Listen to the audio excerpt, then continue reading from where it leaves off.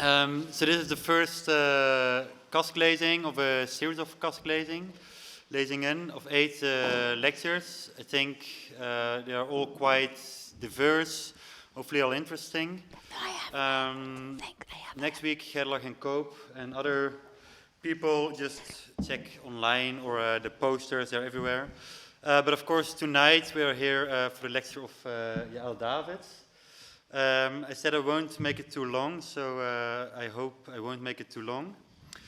So from the 1990s onwards, Yael Davids focuses on the body in relation to space and the wider world around it. How do habits develop? What does the body remember? And what can we teach our body? The body as a mirror of a mind is known, but how is that body also a mirror of its environment, of the reality in which it moves? And how did reality transform not only the body, but also vice versa, is reality shaped by the body? These questions are answered through performances, scenographies, spatial environments, videos, and scores. For instance, in the recent solo exhibition, A Daily Practice, in the Van Abbe Museum in Eindhoven. In 10 rooms, Yael researched physical learning on the basis of the movement theory of Moshe Feldenkrais. This Israeli physicist developed a method to improve human functioning by means of subtle movements. A change in movements means a change in thinking and experiencing is a central idea. At the Van Abbe, Davids investigated how these ideas can be applied to looking at art. She did this by giving various workshops, but also in a scenography. In this scenography, Yael Davids offered space to various related artists, to female artists who have only recently received more attention, and to the viewer who determines their own course and thus shapes the experience. In this way, the exhibition is not only the place where work is shown, but becomes much more the place where the possibility is created to look at work or to experience it. The work of the artist is thus the opportunity to experience other work and also to get to know yourself better. So the exhibition at the Van Abbe was for me, actually was really an eye-opener, but I said I wouldn't say too much great things about it, so let's leave it there. But it was also the reason for me to invite Yael today. So we will discuss she will discuss the theory of Feldenkrais, but also maybe a little bit of practice. And then she focused on the Documenta exhibition 2014 and the way there and other exhibitions, and also the way she writes down performances and scores and notions and these kind of things. And afterwards we have the possibility to ask questions, so let's hope we all have some questions then. But now I give the word to Yael, so please give her a warm welcome. Hi. Like this. So, first of all, can we do the light a bit less? Because it's really kind of hard. The camera. Can we, okay, just to have it a little bit more relaxed. I would like actually to, first of all, thank you for this beautiful introduction, and thank you for inviting me, and I had a very nice day today with some of you. I would like actually to start, I'm not going to do what he said I will do, so that's fine, it's part of the deal, of course, but I'm trying to do something. But I would like to start with exercise, with Feldenkrais, just in order to see how it works on us and our body. So I will give a small introduction, we do it, and then I can bring the talk. So I have a short lessons in sitting, because we're all sitting, and I checked your sitting, it's not the most comfortable. So we're gonna see how you do it. You will have to do the lesson, you'll have to sit really at the edges, because I saw your sitting is going a bit downward, so you have to sit a bit forward. I say a few words about the Feldenkrais. In principle, it's a somatic education that I won't say so much, actually. I would just say that the idea when I give the lesson is maybe that you will close your eyes, because it's very important that you do what you understand you are doing and not what somebody else do.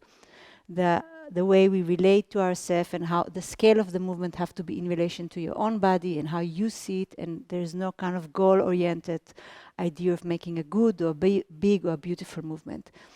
A good movement or a right movement is a movement that you're knowing what you're doing. So the way I said, to judge movement is only if you know what you do. So if you don't know what to do, this will be not a good movement. For the rest, aesthetically, size, that really doesn't matter. Pain and effort translated to the brain as sound, as noise. So in the process of learning, we try to kind of vermijden. How is it vermijden? It's that also here. So we try to avoid effort and pain. So if we do something very simple today, so I don't think you will come into effort or pain, but there is this, our brain always kind of moderate an effort and an achieving and an ambition. So try to drop all this, because in the process of learning, we try to get less and less ambition and getting back into the idea of the organic learning. Organic learning is what babies have when they learn to lie, from lying to crawling, from crawling to sitting, from sitting to standing. Nobody tells them what to do. No, they don't go home with a good feedback, how I did it today, good or bad. So what moves them to develop, it's really a pure curiosity, urgency, of course, and sort of playfulness. So Feldenkrais was really interesting in this manner of learning, so to bring us back to this mood of learning, which is another learning that we do now, which is more cerebral. And it's not against the cerebral, because he himself was also professor, so it's not, that's better than the other, but to bring us into this learning, and by this to learn what is good for us. And as Godard say, a lot of our conditions, our human condition at the body, the position we're into, it's come often out of social condition from very young age. So we try to get rid of all this kind of, I would say, pollution almost, you know, the things that we carry with us, and slowly come to what is right for our scale, for our skeleton. So let's do it. So, okay, so come to sit a little bit more on the front. Okay, one more thing. In Feldenkrais, we are really interested in the connection of things. So there is no one part more important than the other. What is important is to realize the relation between things. If we look at the skeleton, so we have the foot, we have the calf, we have the thigh, the knees, pelvis. I say it because I'm going to use these words. We have pelvis. The pelvis is connected to the spine. The spine is connected to our ribs. The ribs are connected to our breastbone. The breastbone is connected to the clavicle. The clavicle is connected to the shoulder blade. The shoulder blade connected to the shoulder to connect to the hand. That is to say that everything is connected. So if you do this, everything somehow moves. And a good movement is the one that kind of demonstrates a right collaboration. So not that one part take over the work, but you kind of divide, the work is divided between all the parts. The sitting bone are here. You sit on them. It's really these bones here. So we're going to sit on the sitting bone. So come to the edge of the... Close your eyes. I will also close my eyes. I'm not, because I'm going to look at you. And then just first come, you can also, if you want sometime, look at me, but come and sit in front of your sitting bone. So as if you will push yourself a bit in front with your stomach out.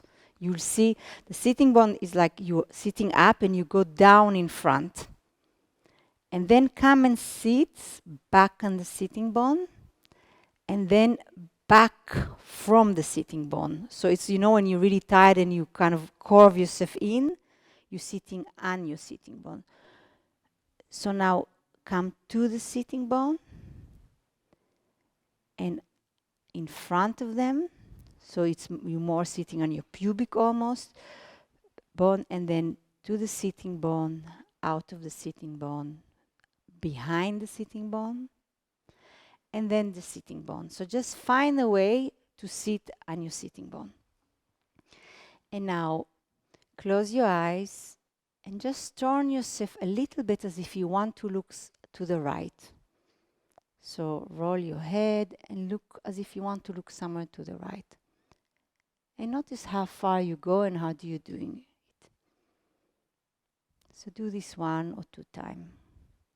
So as if you want to look to the right side of you, somewhere in the right side.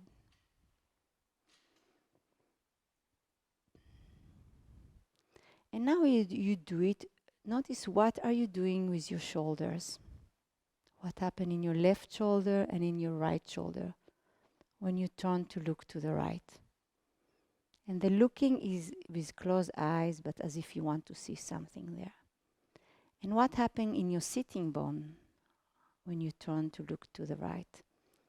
Do you sit in one sitting bone more than the other? And come to the center. And then just move the shoulders. The left shoulder will go in front and the right shoulder will go to the back. Do it, don't do a big movement. Just do this few times. So the left shoulder go to the front and the right to the back.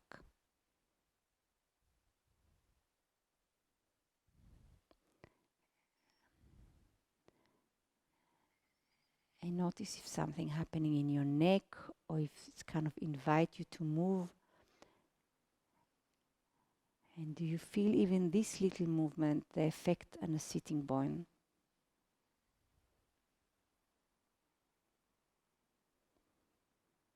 And then just move the left shoulder blade.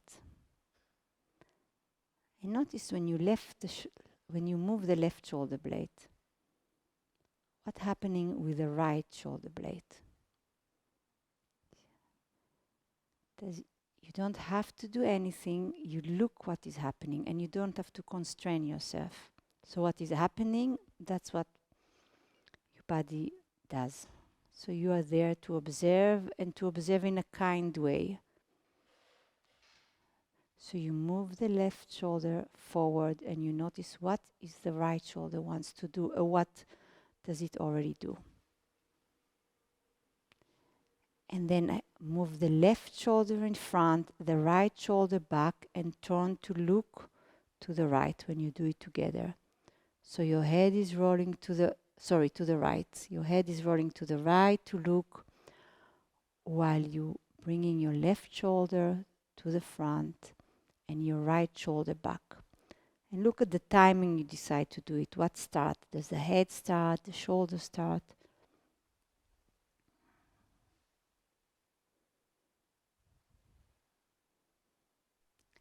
And start with the shoulder and then, so they will initiate the movement and then you look to the right.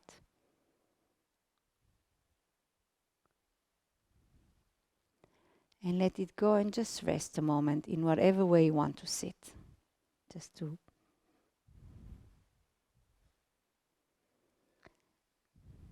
And now please take your left, imagine that you want to make your left knee a bit longer and your right knee shorter. So you take the left knee a bit forward, you don't move the foot. The left knee move a little bit forward and the right a little bit backward. As if somebody very kind pulling your left knee away from you and pushing your right knee toward you. So when the legs, the knees move, there's also something happening in the hip joint. And when the hip joint moves, they take with them the pelvis. So what's happening in the sitting bone, in the way, where do you sit? Do you sit more on the right one or on the left one? Can you try and sit more on the right one when you're doing it?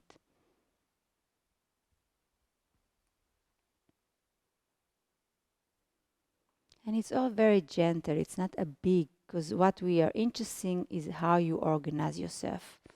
The movement is just an instrument to reach actually the brain, the patterns of the brain. So we're interested in offering a better way of organization, in offering our options. So we carry with us from very young age habits, and sometimes we don't need these habits anymore. So we're just interested in looking again if we can invite the body to move slightly different. And leave it a moment and rest. And the next time you'd turn to look to the right, so first imagine the movement. Don't do it at all. So you're going to turn to look with your head to the right. Your left shoulder will move forward. Your right shoulder will move backward. Your left knee will get a bit longer, while the right knee or leg will come closer to you. And when you do it, probably there will be rotation in your spine, and this rotation also will make your left shoulder go front and the right shoulder or vice versa. And when you have this image, start to do it. So it's the head, the shoulders, and the legs moving together. And see how do you move now when you look to the right. When your whole of you take part of it. And there's often, when we do Feldenkrais, people have this idea for, oh, but this is cheating. Looking is only with the neck. This is not cheating. This is just working together. So this is trying to divide the effort between all parts. And then leave the head somewhere to the left when you're there. Fix it somewhere in a point in the left and just move your body back to the front and then rotate it to the right. Back to the front and then rotate it to the right. Back to the front and rotate it to the right under your head like, and then bring everything again to the front with the head and look again and make the whole body move with the looking. So it's your breastbone change the front, your belly change the front, your left go really forward, your right leg go down, backward. And allow the belly, the abdomen, really to drop in front of you. Allow it to happen. Don't hold it tight. And come to the front. And now just, so we have the eyes. The eyes are lying in the eye socket and they're around the size of a tennis ball. So now just imagine try to imagine these balls of the eyes of you in the socket. Make them a little bit as if softer in a way. And then just move the eyes to the right and front. Only the eyes, without the head. The eyes is like any other part of the body. It's a limb.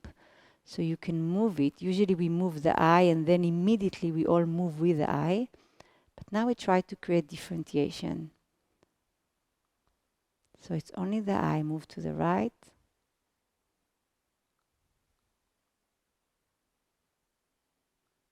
And to the front. And see if you can make it in a way that it's not jumping. It doesn't have to be a big movement, but it's a small, soft movement. Like the eyes are as if they are rolling in the eye socket, in the liquid of the eye socket, sorry.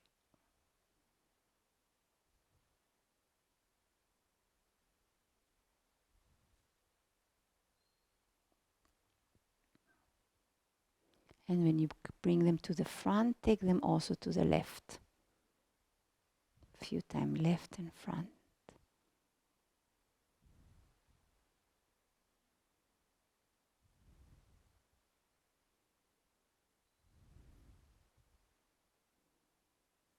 And then as if you brush the air with your eyes in the horizontal. You go all the way to the right.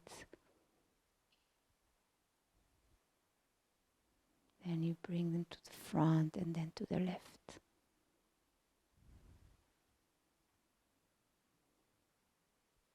And now roll the head in the opposite direction.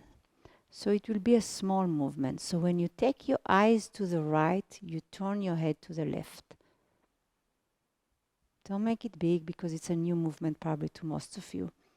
Then you bring the head to the center and the eye to the center. And then you roll your head to the right and your eyes go to the left. So do this few times, very gently, slowly.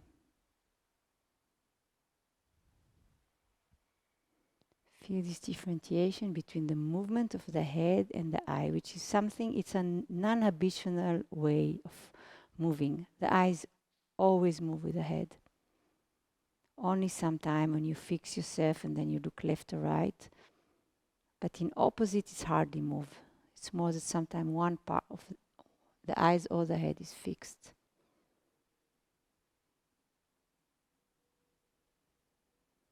And leave it and just rest a moment.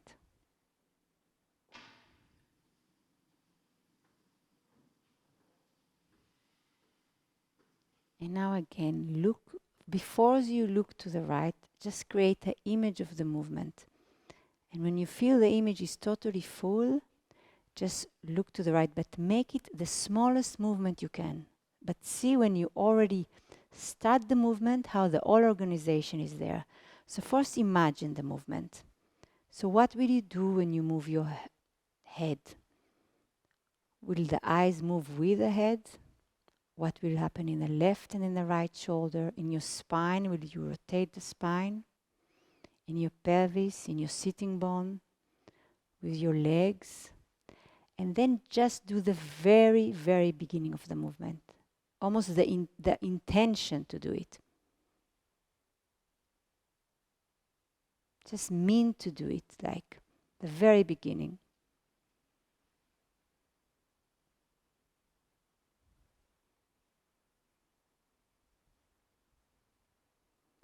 And then do it all the way and see how do you do it and how do you look now to the right. And really use the elongating, the bringing front, the left leg and the left shoulder. Turn your hip joints. Turn your front, not only the head. So you rolling, you moving, the neck is connected to the whole spine. And what our tendency is always to turn and use mostly the neck. So see if you can imagine the rest of the spine taking part in this movement. It's not only the neck.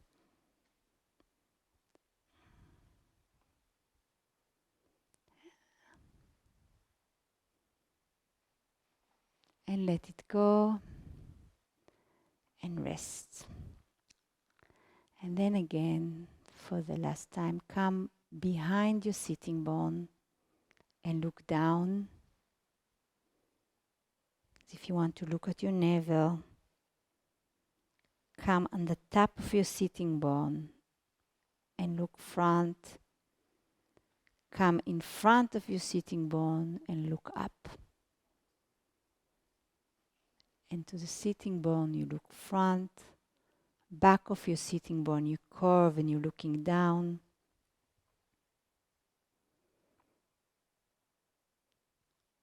And the sitting bone, you're looking in front. And in front of the sitting bone, you arch and you're looking up. And come again to the sitting bone. And last time, just look to the right again with all of you.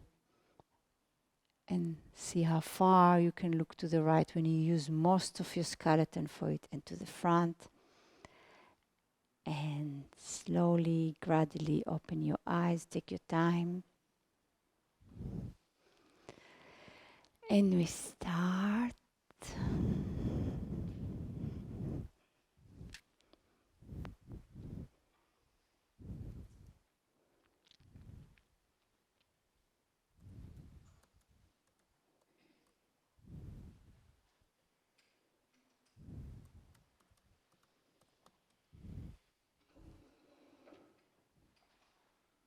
I don't have.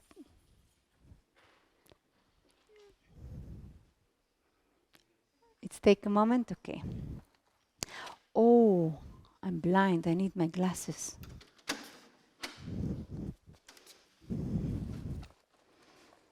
Oh, fuck.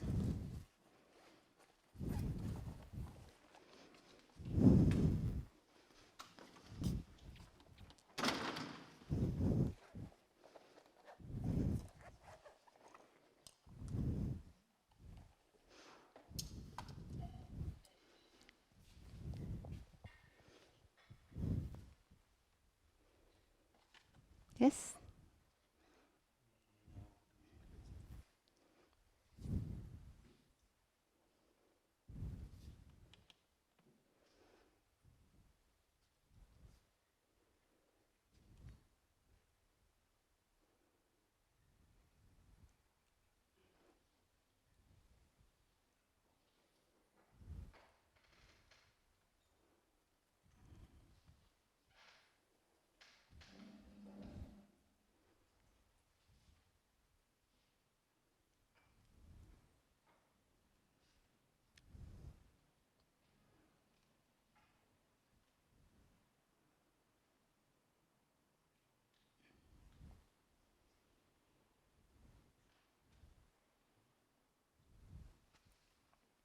Yes.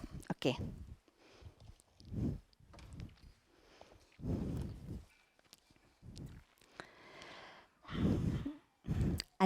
You hear me now? Yeah. A daily practice, a reading that loves a physical act. One is always a plural. I'm going to be your last teacher, not because I will be the greatest teacher you may ever encounter, but because from me you learned how to learn. When you learn how to learn, you will realize that there are no teachers, that there are only people learning and people learning how to facilitate learning. So this is a quotation from Feldenkrais. Everything departs from and returns to the body. The body is as much my medium as it is my method.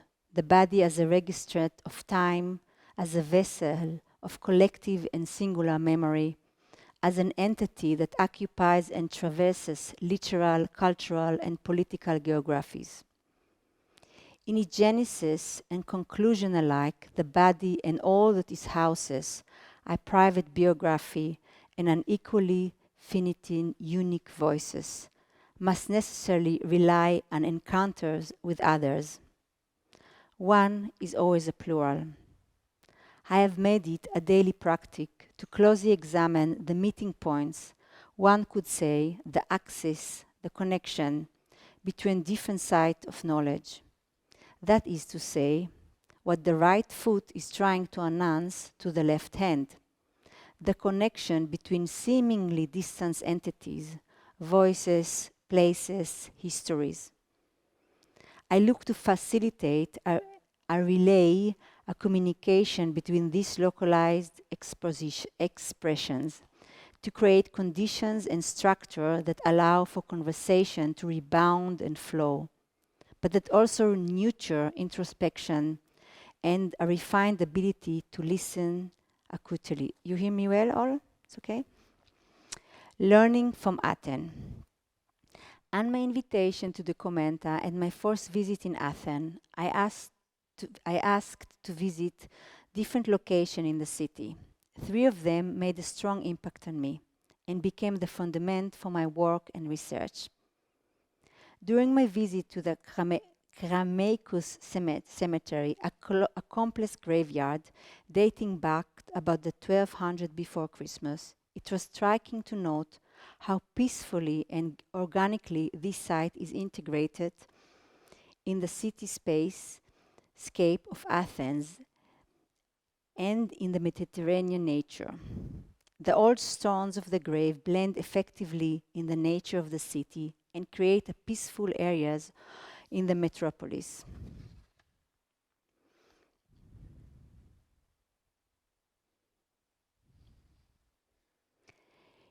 It reminds me how often I experience nature in Israel. The ruins of the Palestinian villages that are woven into Mediterranean nature have been turned into a pastoral image, evoking a sentiment, neglecting reading the history by most of the citizens.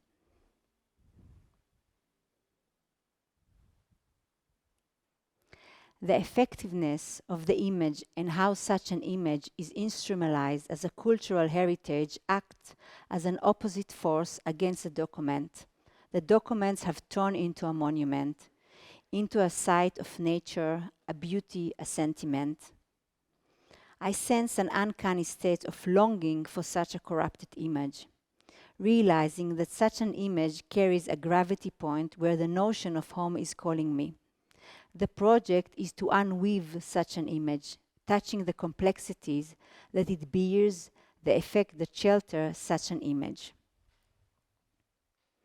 So what you see here, this is the ruins of Palestinian village above the village, above where I grew up, and I will show it. And what I would like to do in this kind of, whatever it is, lecture or talk, is also to interweave it with my script. So this is now part of my script. So I want to jump into images and, oh, this is the wrong one, sorry.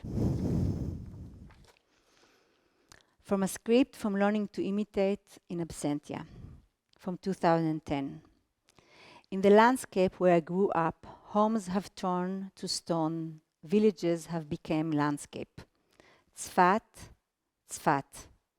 Tveria, Tveria. Bisan, Bet She'an. Anatzra, Natzrat. Yafa, Yafo. Ramle, Ramle. El-Katz, Jerusalem. Be'er el-Shaba, Be'er Sheva. Suba, Tsuba. I grew up in Kibbutz Suba, so that's the downhill.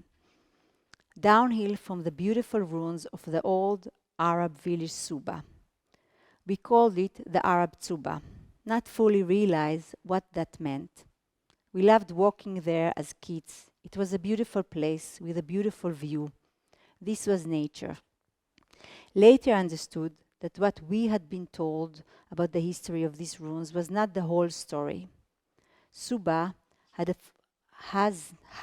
been a Palestinian village that was attacked by the Palmach army in July 13, 1948.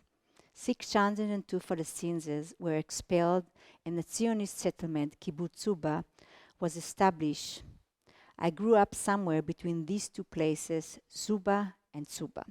So that's where I grew up, and this kind of mountain was always, the place that we romanticize, and now it's turned actually into more of a park, and it's called Belmont, because before this it was also Christian village. It's a ruin with all these sediments.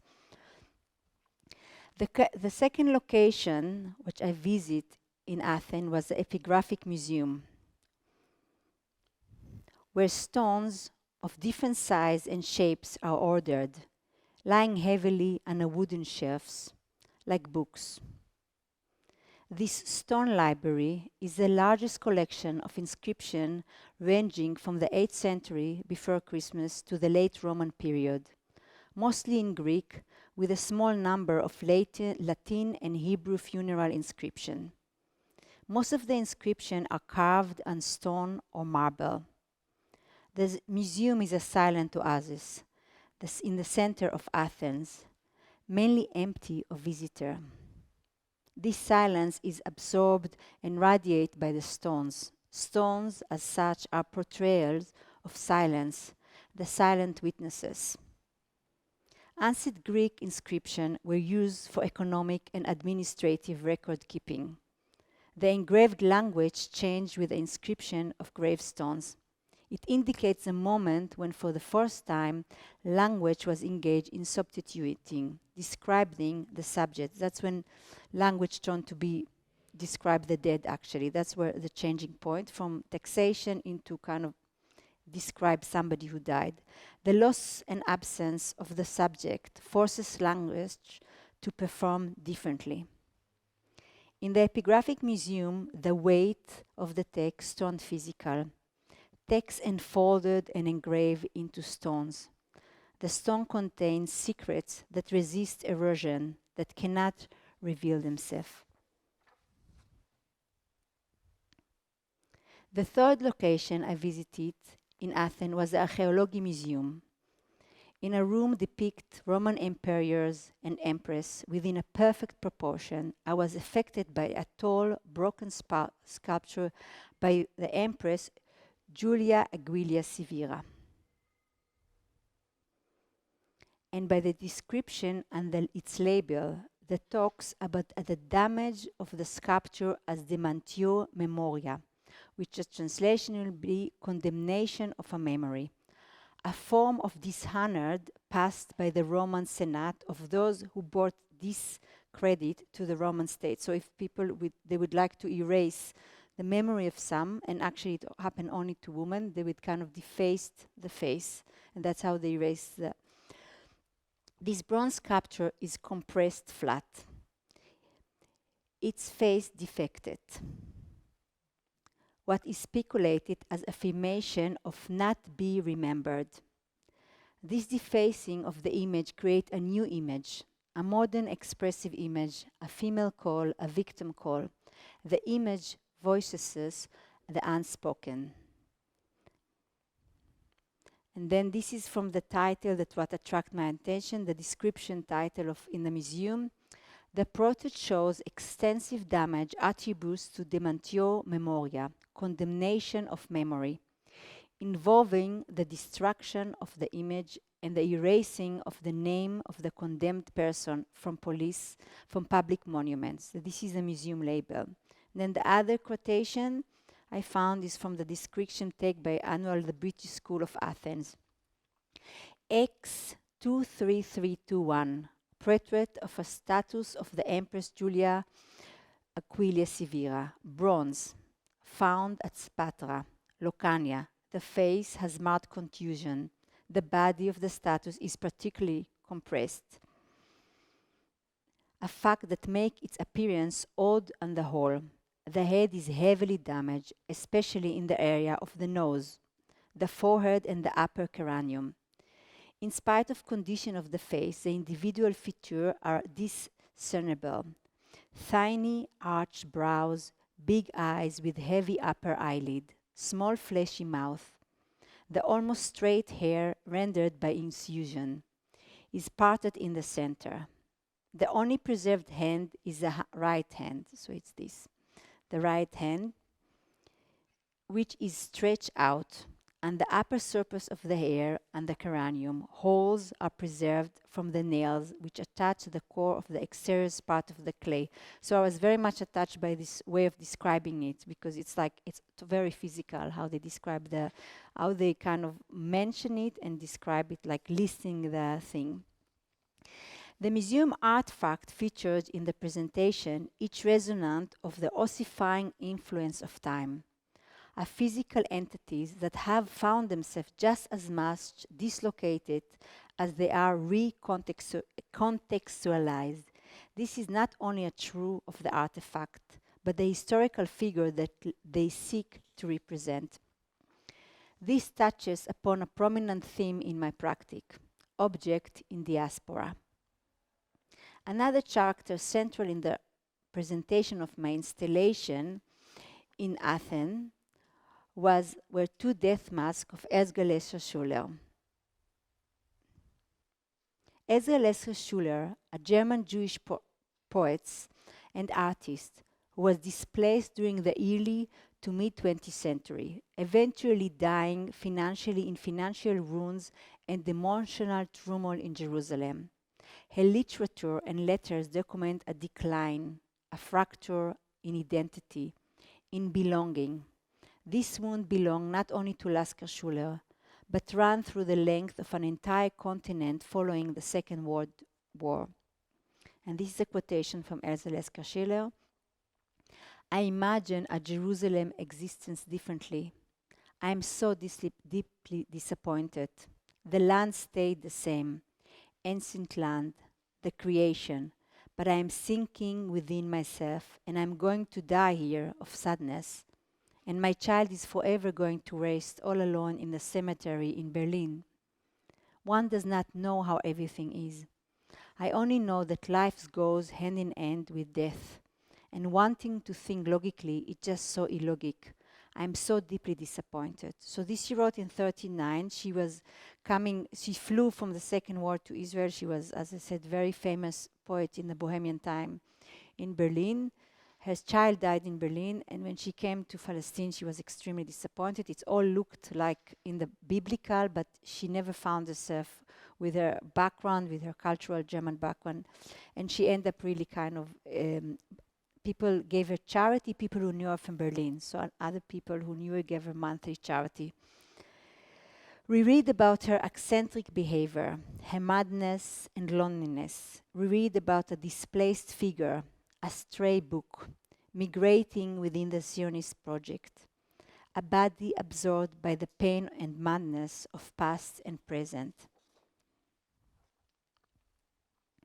Along Yulia Aguilia Severa and Ezra Lesher Schiller, the narratives of two other similarly marginalized women are vocalized in a parallel presentation I made in Kassel, in the performance. The work in Kassel was shown in the new gallery as a site that dedicated to the research around the Gurlit estate and the collection of the new gallery. Since I don't know if you heard about the Gurlit estate, it's a huge collection that they find, I think, around 5 or 6 years, and it's all loaded art. I will talk about it here. In Germany, estate of okay. Compromising of a selection of floated objects gathered by notorious art collector of the Third Reich, Hildebard Gurlit. Hildebard Gurlit worked for the Nazi government or for Hitler. Hitler had this imagination, he wanted to build a museum. So he was responsible for the collection of this museum. So he had a contact with all the works of art, and he kind of stole most of the work, everything or most of the art, the looted art came through always Paris, and he had a hand in it. So they found actually it was not his son, his grandchild. It's a very beautiful, strange, beautiful story, but did any of you know the story? No. So they found there was this kind of strange man who went often on a train from Switzerland to, now I forgot, from Switzerland, where was it to? I forgot now, shit. Anyway, on a train crossing Europe. And they started to become a bit suspicious. They found quite like 50,000 euro in his pocket. And then they didn't like the amount. It was not the first time. They made a research in his house, and they found one of the most amazing looted art collection. And the beautiful story, but also the kind of sad story, he was very connected to this collection. So he really slept with this collection. He lived a bit like, really like almost like a mouse in this dark, small house. They took over the house, and most of the work, quite few work, came back to the owner, some works not. There was a huge show in Bonn with all this collection. Now, he was the guy who, this was the father of Elsa Lesker-Schiller, of Cornelia Gurtler. Cornelia Gurtler, it's one of the characters I worked with her for Kassel, for my installation in Kassel. I became specifically interested in the work of Cornelia Gurtler, which I show later her work, from 1890 till 1990, Hildebard's sister. Cornelia is archetypical of a female artist of her generation, a talented expressionist painter. A talented expressionist painter. Her work was never exposed to a wider public, and for a long time remained sealed in the Gurtler estate. Cornelia committed suicide in Berlin in 1990 at the age of 29, shortly upon returning from her nursing duties in the Eastern Front of Vilnius. Alongside Cornelia Gurtler, interested in the record of other female personalities who remain unconsidered, unnoted by the canonical narrative, namely the Jewish German writer Rachel Verhagen. Verhagen hosted one of the most prominent salons in Europa during the late 18th century, early 19th century, and became emblematic for the emancipation of both the Jewish and the female voice. Although her salon was outspoken at the time, Verhagen's fate remained tragic due to her strenuous effort to escape life as a Jewish outcast, heavily discriminated in the 18th and 19th century in Germany. Jewish people were mostly deprived of citizen rights at the time. Jewish women in particular had little access to social life. Rachel's salon allowed for a reversal. Here society would enter into the Jewish woman's own room, into her cosmos. Rachel's awareness of the female exclusion was remarkably acute. As she remarked, quotation, "One is not free if one must represent something in the bourgeois society, a spouse, the wife of, civil servant, etc. Rachel's salons had also their own distinct style, which could describe as a psychological one. The salons were about learning to listen and talk in the language of visitors, a sort of modesty, an innocent, neutral way of accepting and transmitting other voices. And she said, "Everything comes to my ear. I speak to all, and all speak to me. Every class.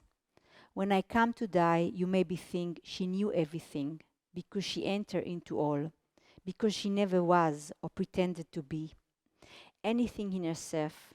She only loved thought and to make thoughts connected and harmonious." Esgelesser Schuller, Julia Eguilia Sivira, Cornelia Gutlit, Rachel van Hagen, despite the largely distinct threads of experience that characterize these four women in lives, it is apparent that each figure possessed a certain equally quality knowledge artistically, politically, spiritually, that either remains hidden throughout their lifetimes or was alternatively shunned. It is not time alone that rendered this woman's insight neglected, but equally and perhaps more relevantly, the socio-political orchestration of knowledge hierarchy in pivotal, in that through studying such hierarchies it's become apparent that particular bodies and embodiments are granted a greater legitimacy and visibility as vessels of knowledge. Okay, sorry. In recent years, I began to integrate the Feldenker's method as a device for research, conversation, writing, collaborating. In particular, in the beginning, it imagined my practice as a means of preparing for performances. So just to say, so when I was invited to Kassel, Adam, the curator, asked, this is a work of Rachel Verhagen, of Cornelia Gutlit.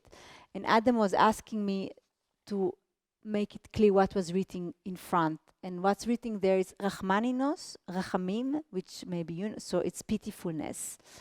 And I was struck by the idea, if you see it, the hand.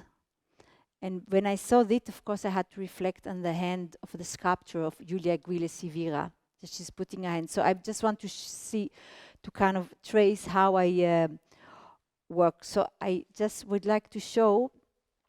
So what I did for Kassel actually is for the performance, I was looking at this, I had all these women in the background of my thought, and I was trying to look at the work of Cornelia and the physicality you'll see, because she portrays how I look at her, at the work at least.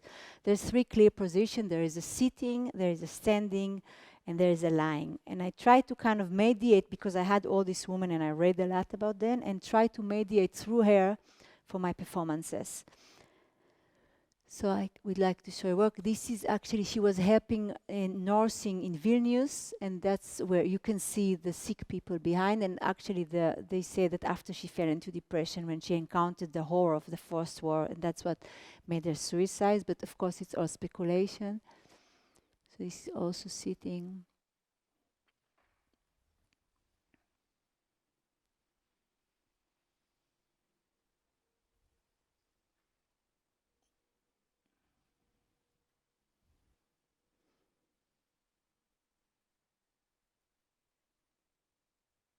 So lying.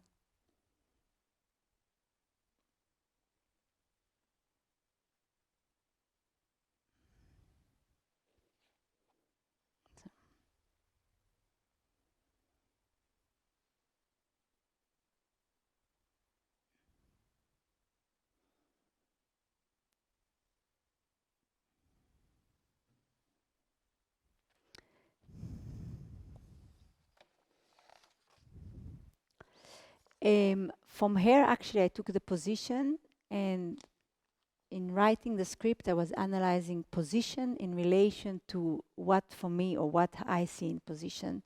So this is part of my performance, and this is what I read during the performance. Now we will try hanging. I mean, there's two performers. One was reading and I was acting, and sometimes I was reading. Hanging. This actually I read there. Imagine this hanging. as the opposite of standing. It does not mean falling. You have a control here. You would rather fall than stand. Contract your legs around the rope.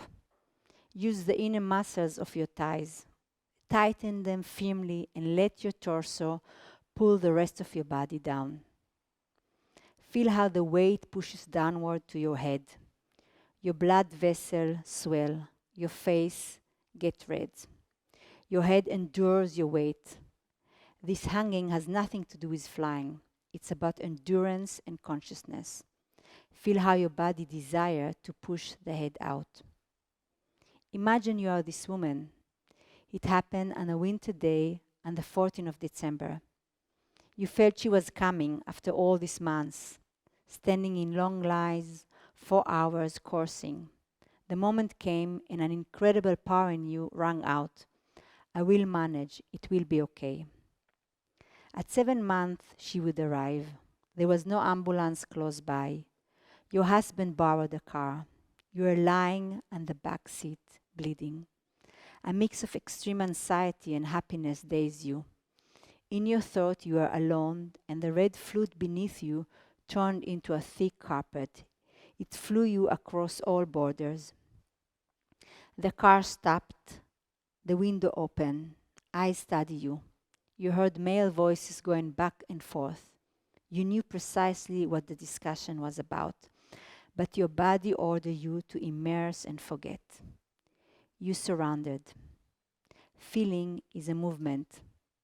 Surrender is a slow motion. Feeling is a position. Surrender is horizontal. You were the carpet, sinking, falling sediment by sediment, deeper than you ever knew, breathless, and time passed. The reports say the delay took around 40 minutes. You were bleeding all this time. Your baby came out. She was dead. You had always known that you could not protect your child, but at least you could give her life. This was your absolute conviction.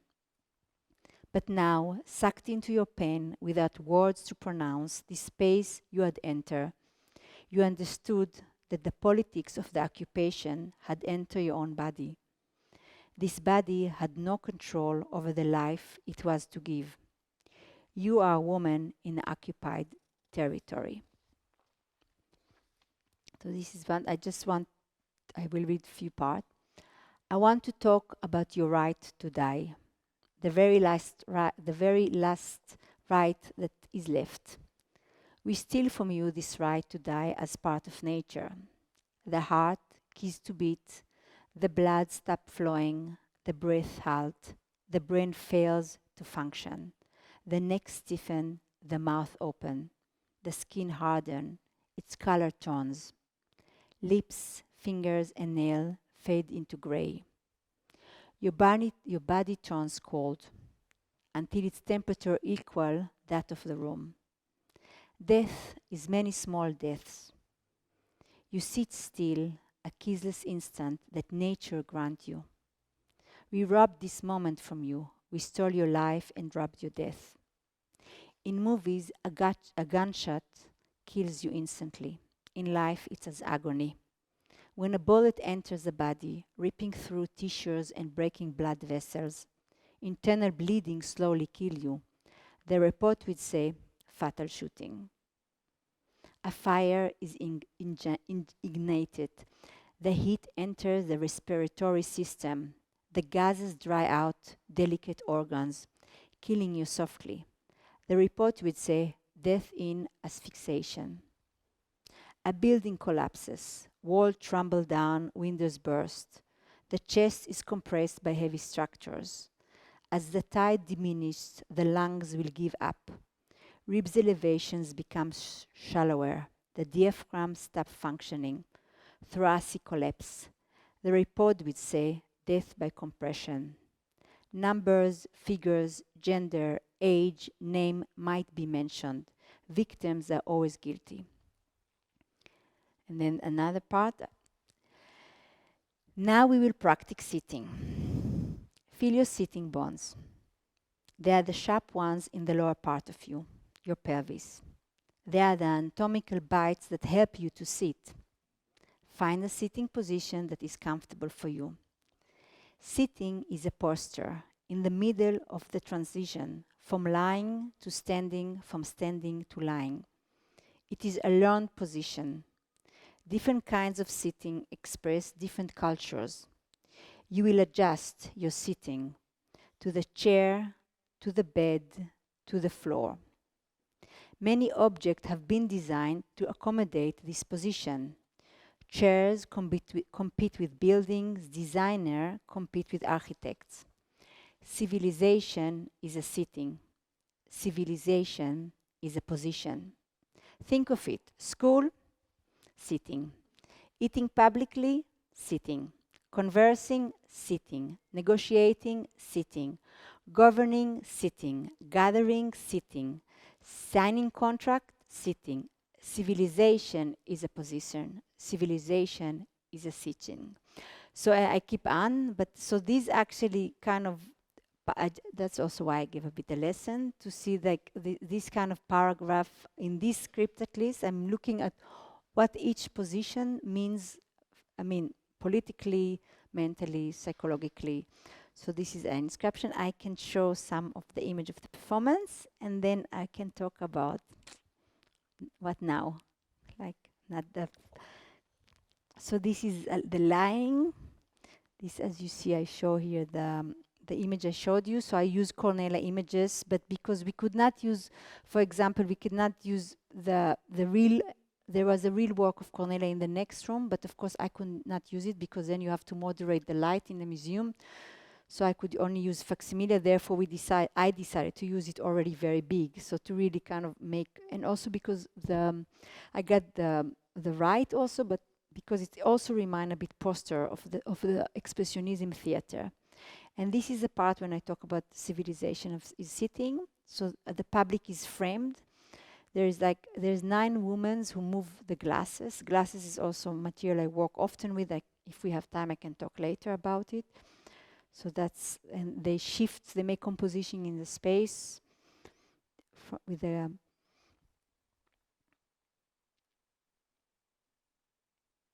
and this was my co-performer, Taicha. So she was reading while I would do things. So she was actually kind of activating me. And this is glass. So what I did here, I sort of quotation, because as I use quite often quotation in my scripts or in my writing. So I did also quotation from sculpture, from art history, from men, and I quote them actually in. So this is like it's called the House of Cards from Richard Serra. It's a metal sculpture, and I did it with glass. So it's all. There's also I take Carl Andre. I quote him in glass. So. And now for Fanabe, no? So for feeling something more. So just now I think I stop reading because it may be too much.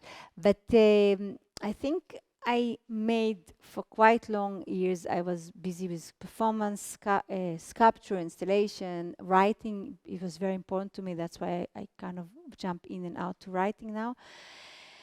And I think, and I got this very nice invitation. It's called Creative Doctors to do by Rietveld, and it's a new program for 3 years research. It's a sort of alternative for PhD, but it's not PhD.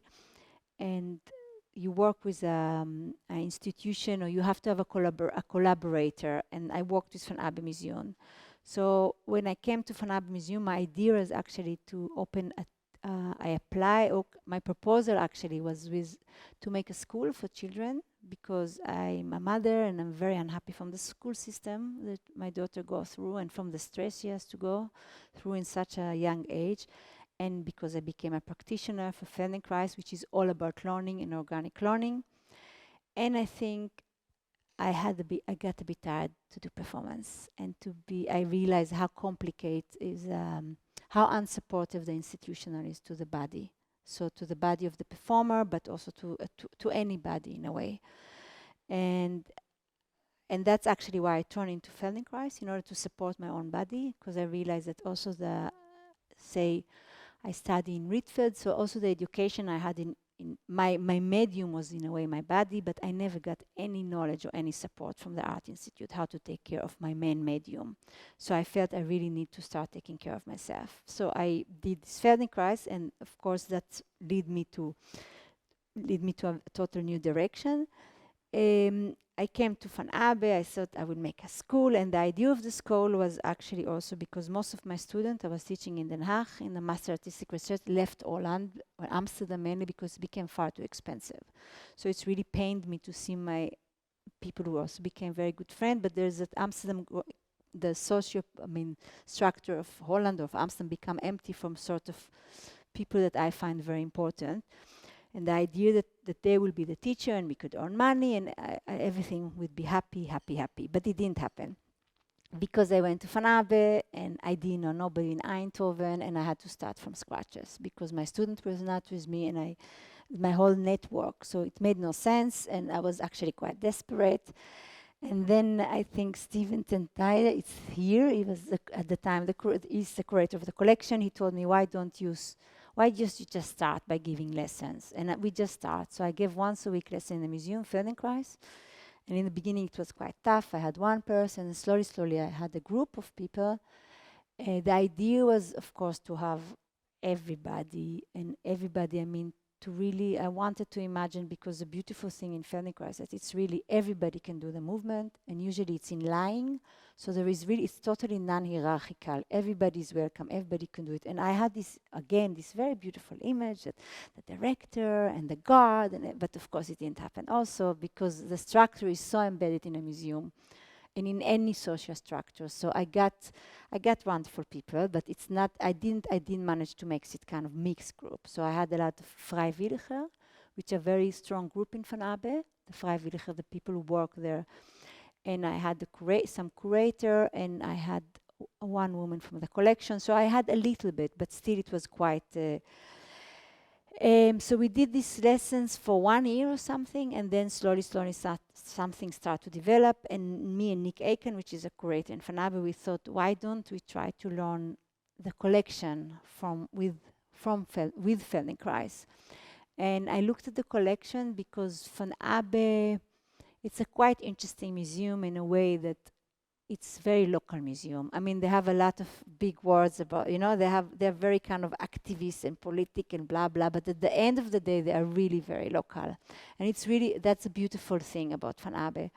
So all the people in my group are totally local, and they were very angry, few of them, about Van Abbe, that why don't they show Picasso and why don't they show this? Because all what they wanted sometimes is to have a nice weekend and look at a nice art, but Van Abbe have this kind of, they are kind of dogmatic, and they felt sometimes they have to work a lot. So I thought, that can be interesting, that they can choose the work, So that was also the kind of one of the motivation to learn, to show and to learn the collection. The other thing, when you work with such a museum, which is very interesting, it's a system, and when you start to learn the system, it's quite interesting to see how kind of the collection is really the nucleus of the museum. So financially, the museum get a lot of support from the collection. We travel from place to place, but also the care and the love that is given to the collection, it's incredible. But obviously also the value, the money value. And for me, this was quite interesting to look in relation to the non-care, that the labor of the human being. So there's so much care invested in the artifact and so little care invested in the people who work. So my idea was also, why don't I care for the care? I take care, but also I really wanted to learn the collection, because I realized this is like the essence of museums. It's not Kunsthalle, it's museums. So museums are very much concerned with preservation of the collection. So we started slowly. I developed a sort of lesson, and it's something I'm quite happy about, because I feel I kind of developed something of myself, but also I think I got a bit tired. This is for me past, in a way. I got a bit tired of reflecting and being critical to where I come from, and I felt I just want to find other ways, or I want to find option to be here and now, and I live in Holland, and to try to make something better rather than look at my past and reflect. And I also felt there was a moment I felt it's almost easy. It's not fair, I'm not living there. It's over, So this for me really kind of make a big point. And what you see here, what we did, we create a group, and I invited people to look at the collection of Van Abbe and to choose work that they think, either few of them were very close to my practice, people I worked for a while, and most of them were from the Feldenkrais group, and then we asked them to choose a work that worked for them with the practice of Feldenkrais. So we visited the collection. This you can see here. We looked at work. Each of us had to say what does she, they, he saw in the work and why does it relate to them. You see each of them talking. And it was also just very beautiful to be in the depot, of course, and to really. This is Tos, who worked with me. She's from the collection, and without her, the exhibition would not happen. And that was for me very interesting to realize that. I will talk about it. Yeah. So what I created for each work, so the exhibition start, and what I had all these works for the people choose, and I tried to look at the works and try to understand them from a more bodily experience. That's why I also let you hear my text, because it's also very, in a way, physical. And I try to see where is the similarity and how can I make a lesson that relate to the works. So these are the charts. So what I create, so this is work from Chagall, from Joe Barron, and yeah, this is only two work actually this time. And I'm looking at the work and I think about a lesson that I think people can experience something I see in the work. It doesn't mean that the work is about this. It's what I see in the work. And here the whole lesson is a lot about the clock. It's called the clock of the pyramid, and about sexuality. And I look at, there's a circle here, a circle there, the man and the woman. So I'm doing a lesson around 2 hours with this. The whole research around the work, for me, this was actually the most interesting. So I read as much as possible about the works, which is quite difficult to find specific material about the works. So I just show some things. So this is in a way like almost my script, like for the lessons I would give in Van Abbe. So this is another one, just as you see.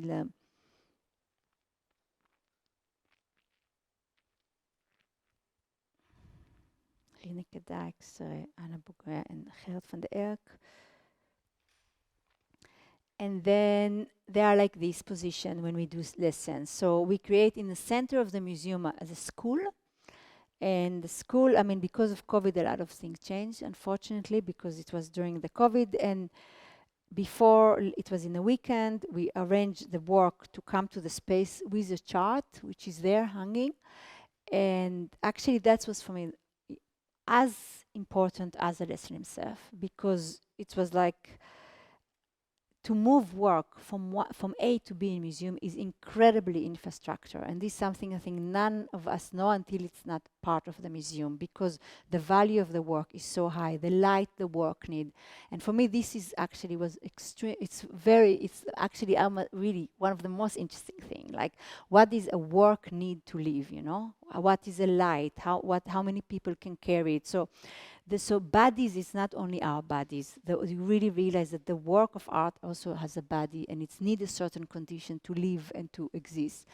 And the interesting thing that for me was also interesting to realize that a work also live in the depot, because before this I thought the work always live only when I see it, and now I realize that work has life, when I see it and when I don't see it. This is Osgrip.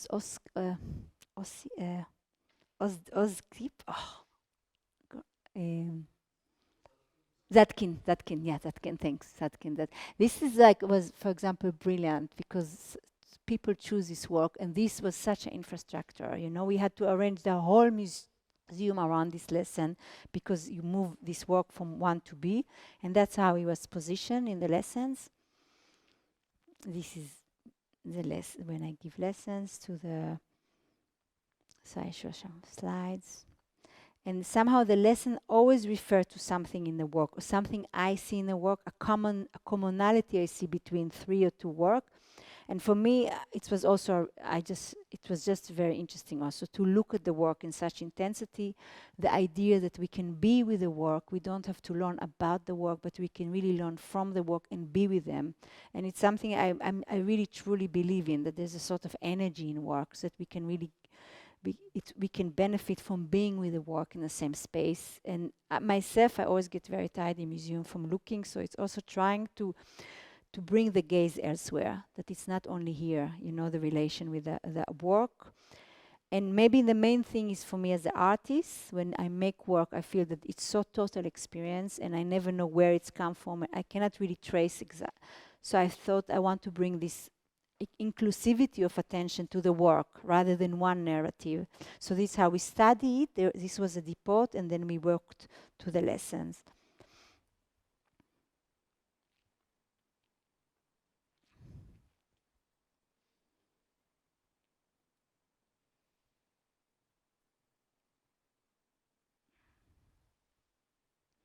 And this is the work, so what you saw, that can go in, and now the work always at the end went back to the exhibition. If it was an exhibition, which was also what I said, this whole operation, but that was the work in the exhibition. So this is a work of Fernhout, and this specific space I work with the idea of, it's a sea of Fernhout. So my exhibition was really also dedicated in a way to the collection. So this work was a lot about the reflection of the water, the glass, the horizontally, the weight of the water. This is okay. And then maybe I promise to show some work of the exhibition, because so this is I worked with collection but also with archive, and here I work with the archive of Noa Eshkol. I don't know if you know her. It's very nice, maybe for the people at least I saw today. If I think about it, it would be nice if you can look Noa Eshkol, and you can Google her. They have a beautiful website, the archive. And Noa Eshkol was actually a student of Moshe Feldenkrais, and she developed, and all the lessons that we do, actually she inscribed them, and she developed a movement notation. And what's very beautiful about Noa Eshkol, that she make a differentiation between the dance notation and movement notation, because dance has to do something with social. I mean, dancing, the notation starts with the Baroque time of the dancing, but dance, or a classical dance, people who could dance have a sort of social class, and she said movement, everybody move. It's a dog, it's an animal. She analyzed, she even kind of they used in Israel at the time her notation also to analyze autism in a very early age. They use her notation for silence language, but also she composed. She really believed that you can create better composition through score. She thought dance is very limited because it's always come from the body, while music really you can really come to unexpected combinations. So she wanted to have the same within movement notation. So it was a research device, but also a tool to create. This is part of my exhibition. Godard saw it. And so, I just show you part. This was like, so I don't know how much I should talk about it, but stop me when it's too much, okay? But in principle, I'm really very interesting. Like how, for me, the exhibition, I'm more actually interesting in the whole structure of how museum work, how the building function, from really to, it's like, that's why I gave a bit the lesson to show that there is a sort of way of looking at the connection of things, that a good organization means to take everything in count. It is not easy to work like this museum. I think it's much easier to come and hang a thing in museum. It was not easy process, but very rewarding for all of us, but very demanding also.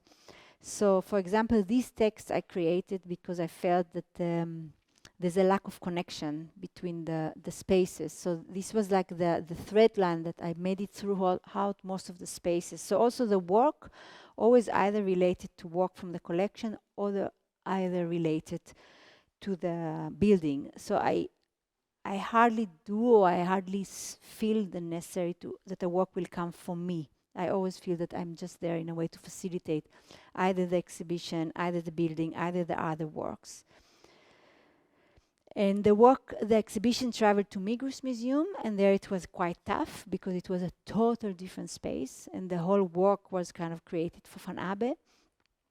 So I had to think about a total different grammar. So this is just to have a look. This is how it was in Migrus.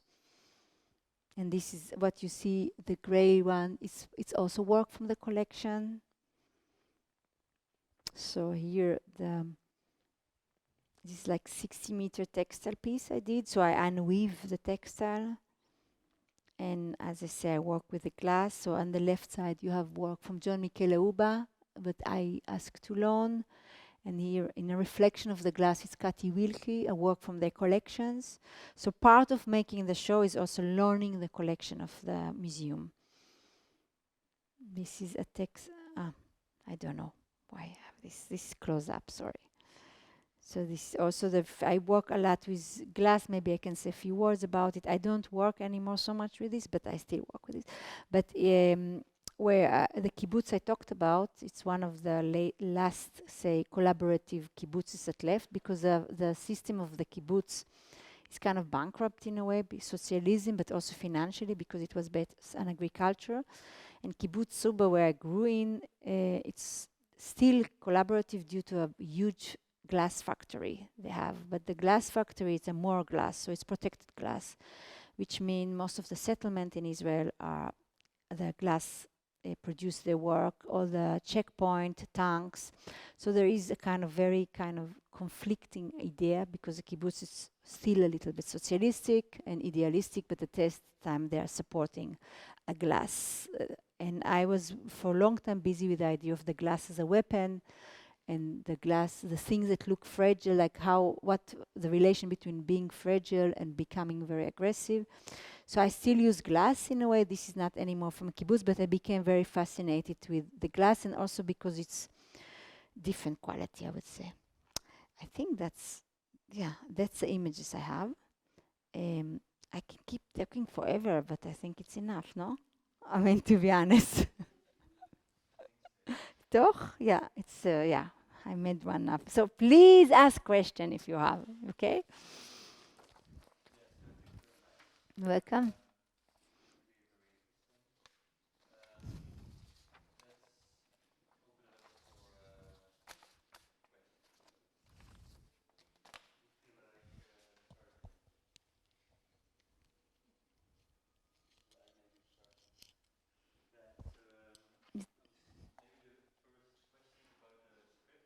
Yeah.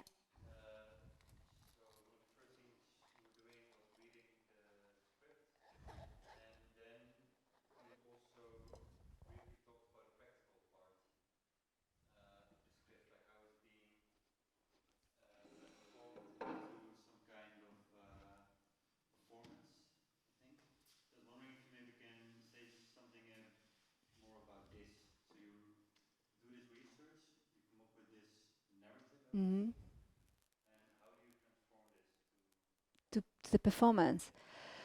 I'm very dry, to be honest. It's like, yeah, in this case, I think because I analyze the positions of the work, so it's like it's almost quite actually brainy, because that sometimes a critic, people are sometimes very disappointed when they know me and they read the script, that the work is so kind of straight but I think for me the emotional impact is always in the writing and in the script, and it's very important to me that the performance or the installation are kind of I'm very rigid and very kind of as I say, structure is very important for me. So often what I do, I didn't do performance for quite a while, to be honest.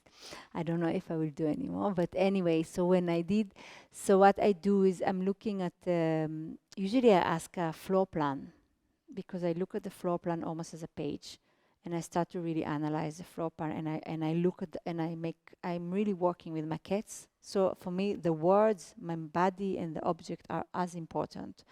And I start to kind of play with the maquette. So in this performance, I have rope, I have like props, which I always carry with me. It's a staircase, it's a rope, it's a small stage, and the glasses. So the process of the glasses is really it's like for me like writing. I'm just cutting the paper and I start to make sentence with this, literally. Different configuration, and until I feel, okay, that's work well with the space. And then I start to see how is the text working with the space or with the glasses. It's really like almost like a multi-functional collage in a way.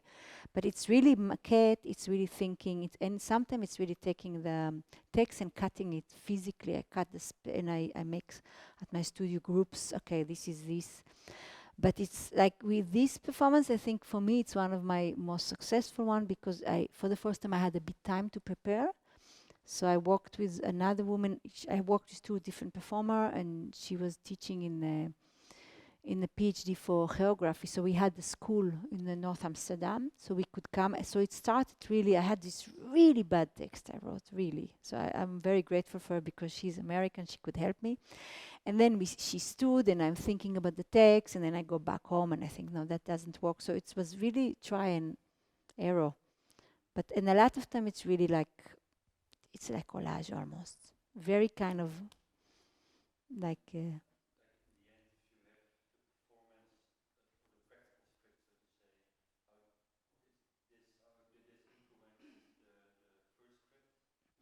yes, totally. It's filtered with the time. I mean, it's really at the and also like Taisha, she's from LA, and I had a show long ago in LA, and I really liked her, and my dream was to work with her again, and we worked very well together. And then she came when they invited me to comment. I thought, yes, this is a chance to invite her again.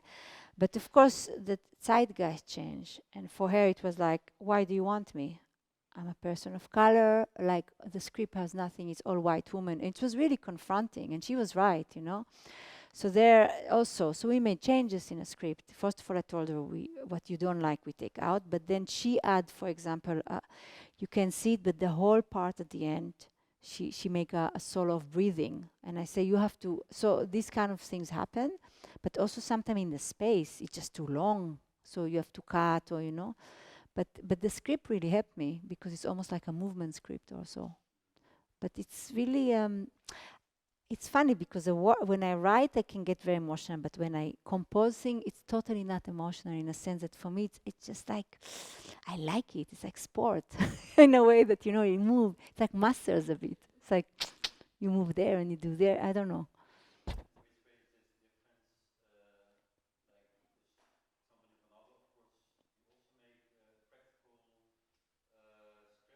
Mm,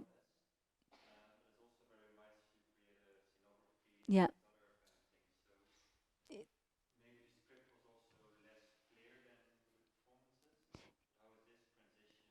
Yeah, it was very different in Fanabe. First of all, it was very different because it didn't came from me. Somebody gave me said to me because it started as a kind of I think it's always a little bit sad with my work in a sense that I feel I give quite a lot, but there's nothing left. The glass is always broken, and I like it also.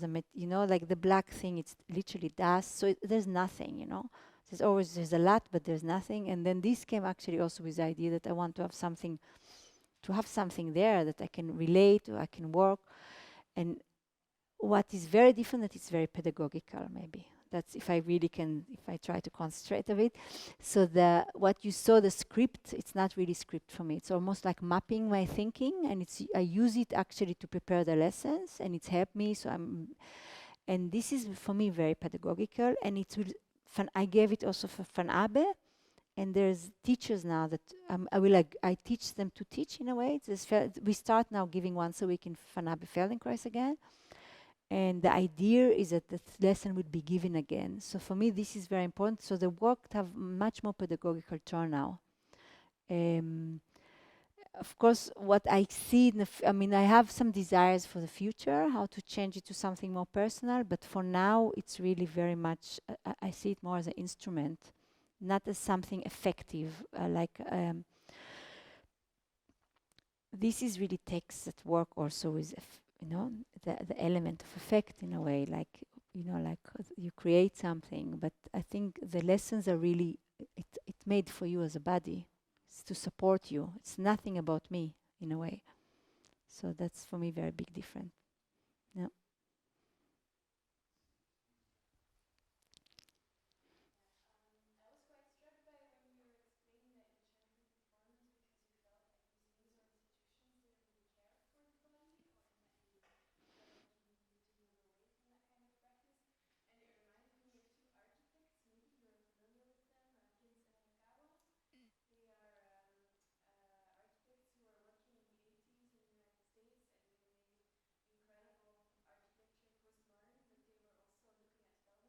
Hmm. I don't know. No, I don't know.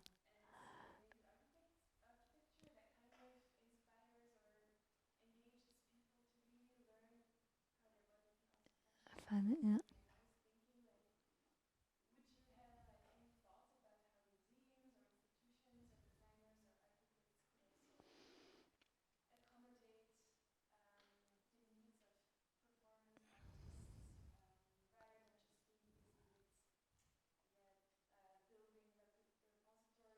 Yeah.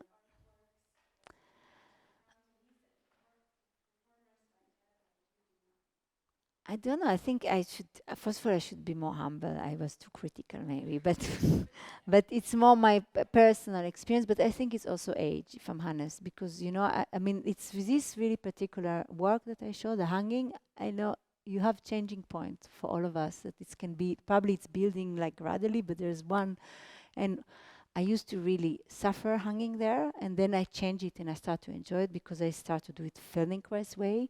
But I was lying there and I read this text that for me is quite heavy, the script when I write, about this it's taking from the newspaper this story of a Palestinian woman who didn't make it to the hospital, and there was somebody sitting close to me and he checked his web, and I also do it sometimes. I'm also bored when people do performance, and maybe I also joke, but I couldn't have it. It was a changing point for me. I thought I cannot have it anymore. I cannot hang there and have this like I need the public to help me. I need them. It's not I'm not there only to entertain in a way. So that was for me really the specific point that I thought I felt there's something in my tolerance that finished. About museum, I think Van Abbe now, what I did, that was the idea, that the center of the museum is a school. So you could lie there, and Van Abbe now made the whole room, because the main thing is actually also the space. So the acoustic is usually really bad in museums. The heat of the floor is cold. It's normal because I mean, what I need is different than what a work needs. It's just different temperature, different, So what Van Abbe now did, they kind of, what we did also in the school, we covered, you don't see it, but the whole wall was textile for the acoustic and for the warmth. But you can't hang work on it. That's why we did this. So they made now a special room for this experience. Now, I don't know. I also like museum as they are. I like to look at work. So it's not. It's more personal that I just felt that it's also it's a production. I think it's a product. It's not so much the building as a production also. There is no. If you look at budget and how it's very much in a structure that it's easier to. There is something I think much more than the building actually. So it's a time that you give perform. Like if I have solo and I also have to perform in the same evening, it's crazy. But I do it, and there is no consideration that I don't have opening as other artists because I perform. It's this really very basic sensibilities for what it's mean to perform and what it asks from a, like. So yeah. Hmm. Yeah. 100 day, no. We did 2 weeks in the beginning and 2 weeks in the end. And we did morning and evening because I really liked to see how the light changed because we had this beautiful, glass roof. So it was very nice to see the difference of the lighting. No, no. Something I was thinking about, but I don't know really how to transform it into a question.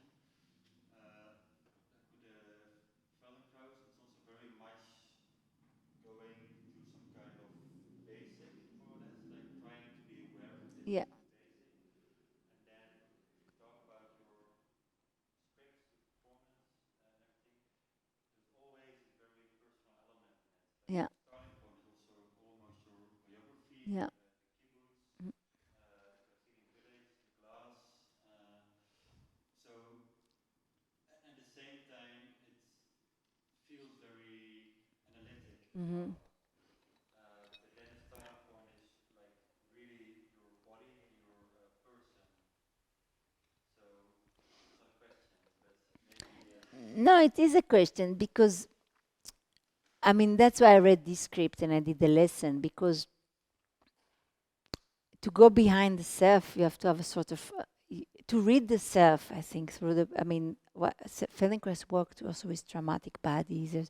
To understand that the body is like, today I told to somebody this word sediment, that the body, there is so much sediment in this body of you, and the history that it carries. It's not only the history of this body, but it's also so it was, I think I just shift the attention now. So it's more, everybody is interesting. It's not anymore about my body in a way. But I needed the Feldenkrais tool to understand better my histories, my bodies, and actually now I'm where I am now is also is almost like maybe even open a practice of myself, to take care of more traumatic body of, that's where I'm now. I'm really now in a changing point again. So this was for me very important work. But now actually I want to even try to move out of the museums. So learning art was for me really nice, and I still probably will do it because it's really my education and the things but I really want now to care for people, for other people. So I think I feel like there's a circle I did with myself. I'm satisfied in a way. In this way, to talk about my own body, I'm okay anymore.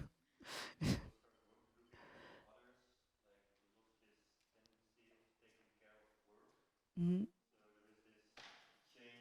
From the artifact to the, yeah. So yeah, but I don't know. It's this year is I wanted to do sabbatical from art, but it's a bit strange. I still don't know. I mean, it's very open. So we see, like, yeah. Did I answer it? Okay, okay.